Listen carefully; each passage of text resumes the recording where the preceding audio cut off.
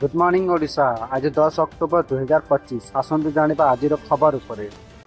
भुवनेश्वर रे वज्रपातर प्रभाव रे लिंगराज मंदिर पताका पोडिला। बुधवार भुवनेश्वर रे प्रबल वर्षा और घड़घड़ी होइतिला।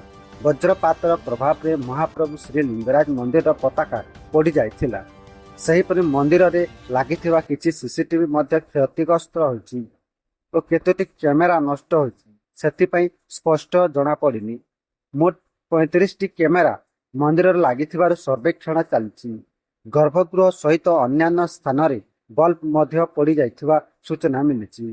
वज्रपात मंदिर अनेक स्थान में क्षयक्षति होता जमापड़ी। सर्वोच्च न्यायालय अनुमति। कटक बालीजात्रा ए वर्ष उपर पड़िया अनुष्ठित होब। यह सर्वोच्च न्यायालय अनुमति प्रदान कर पूर्व प्रशासन केवल तल पड़िया बालीजात्रा हेब बोली निष्पत्ति नहीं। यह नहीं जनसाधारण मध्य असंतोष देखा मिलता और पुनर्विचार विभिन्न स्थान आवेदन होता। शेष में मामला हाईकोर्ट माध्यम सर्वोच्च न्यायालय को पहुंचला। सर्वोच्च न्यायालय समस्त आवेदन को सम्मान दे ऊपर पड़िया बालीजात्रा को बालीजात्रा को अनुमति देछन। मुख्यमंत्री बड़ घोषणा।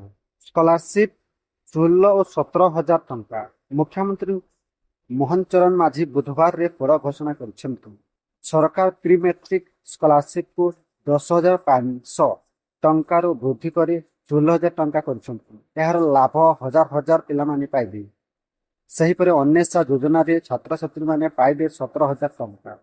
पोस्ट मैट्रिक स्कॉलरशिप रे छात्र माने को 16,000 जेउठिरे छात्री माने को 17,000 टंका दिया जाबो।